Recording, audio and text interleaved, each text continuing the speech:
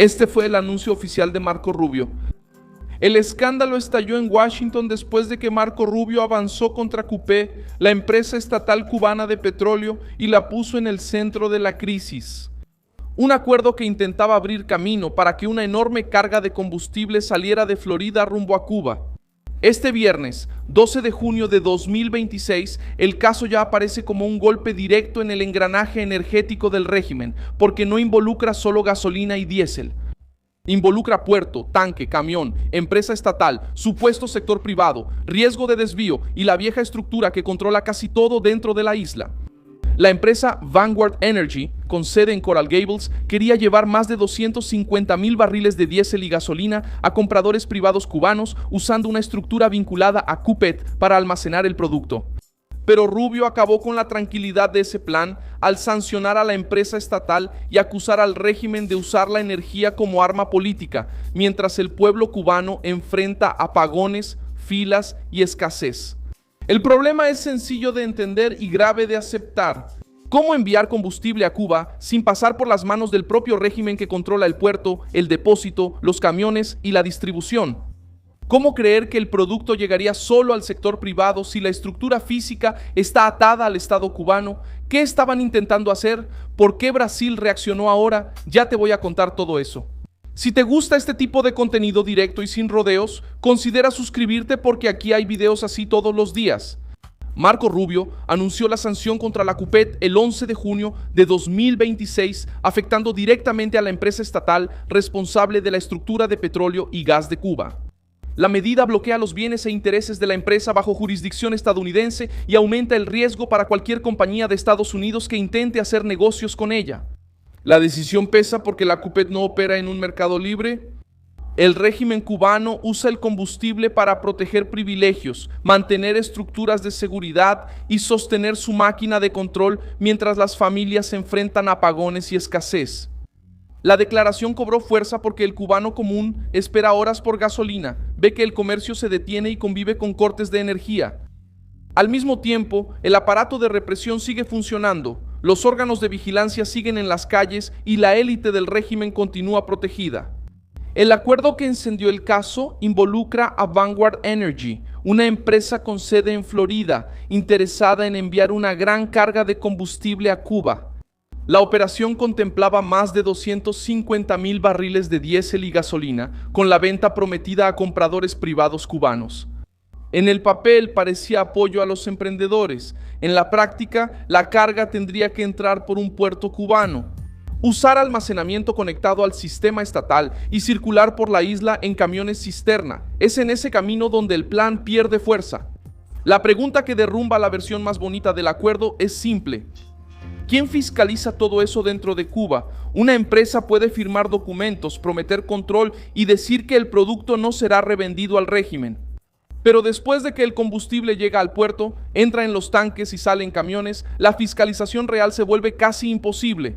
En Cuba, el empresario privado no puede oponerse fácilmente a una orden de una autoridad militar o de un agente de seguridad. El primer punto crítico está en el puerto. El buque tanque necesita autorización, atraque, servicio portuario, seguridad, tarifas y operación local. Matanzas aparece como una pieza importante precisamente por ser un punto estratégico para el combustible.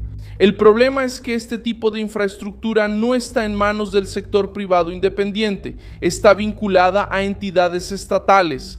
Incluso antes de llegar al supuesto comprador privado, el régimen ya puede beneficiarse con la operación. El segundo punto está en el almacenamiento. Una carga de este tamaño necesita tanques, medición, bombeo y control técnico. CUPET entra en este debate porque forma parte del engranaje que domina el petróleo y sus derivados en la isla. También aparecen estructuras como Cimex y Cuba Metales, relacionadas con la importación, el comercio y Cuba Metales, ligadas a importación, comercio y distribución. Si estas entidades manejan la carga, reciben servicios o controlan el flujo, el acuerdo deja de ser solo una venta privada y se convierte en una brecha para el Estado cubano.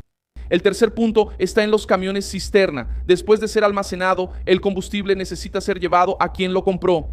Pero Cuba no tiene una gran flota privada disponible para mover cientos de miles de barriles sin depender del Estado. Los camiones capaces de transportar combustible a gran escala suelen estar bajo control directo o indirecto del régimen. La entrega final, por lo tanto, quedaría vulnerable al desvío. El tamaño del volumen también levanta sospechas. Las pequeñas empresas necesitan diésel y gasolina para entregas, transporte, alimentos, generadores y servicios. Eso es real. Pero el sector privado cubano no tiene plena libertad ni suficiente estructura para absorber por sí solo una carga de esa escala. Si sobra combustible, ¿quién se queda con él? Si falta fiscalización, ¿quién impide la reventa? Si el régimen controla la ruta, ¿quién manda en el destino? Ahí es donde la sanción de Rubio toca un nervio sensible. El gobierno de Trump intenta apoyar al pueblo cubano y a los emprendedores independientes, pero sin abastecer a la dictadura. Esa línea se vuelve imposible cuando la operación depende de Cupet. La empresa estatal se volvió un objetivo porque simboliza el punto de encuentro entre energía y control político. Si el régimen la necesita para recibir combustible, el negocio no es tan independiente como parecía. La Habana reaccionó atacando a Washington y tratando de convertir la sanción en un castigo contra el pueblo cubano. Esa respuesta es conocida. El régimen siempre echa la culpa al exterior cuando su estructura interna colapsa. Pero la realidad pesa en contra de esa versión. El gobierno controla tanto la entrada como la distribución y después acusa a otros, cuando la población es la que paga el precio. Para el cubano común, eso significa refrigerador apagado, comercio afectado, transporte reducido y rutina interrumpida. Para el régimen significa riesgo político. El detalle más incómodo es que el combustible en Cuba puede tener dos destinos. Puede mover camiones de comida, ambulancias, generadores de hospitales y entrega de ayuda. Pero también puede mover patrullas, autobuses de movilización política, vehículos policiales y estructuras de vigilancia. Rubio apunta justamente a ese riesgo. En una dictadura, los recursos escasos rara vez siguen una lógica neutral. Quien está cerca del poder recibe primero. Quien depende del Estado espera. La alternativa humanitaria mencionada en el debate es Cáritas y la Iglesia Católica. Ese camino aparece como el más confiable para llevar combustible a los camiones de ayuda, distribuir alimentos y apoyar a las regiones pobres. Rubio cerró el cerco porque entendió el momento político. La dictadura cubana necesita combustible, dinero y resquicios. La sanción contra la Cupet cierra una de esas brechas en el punto más sensible. Advierte que las empresas de Estados Unidos no pueden usar el discurso de apoyo al sector privado para llevar a cabo una operación que, en la práctica, depende del Estado cubano. Rubio puso el dedo en esa llaga. El pueblo cubano necesita ayuda, pero no un modelo que alimente el mismo sistema que lo dejó sin luz, sin gasolina y sin libertad.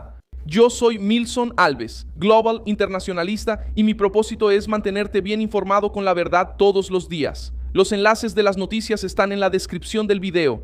Dale like a este video, suscríbete al canal y al final échale un vistazo a los comentarios para que estés aún más involucrado con la comunidad de Milson Alves.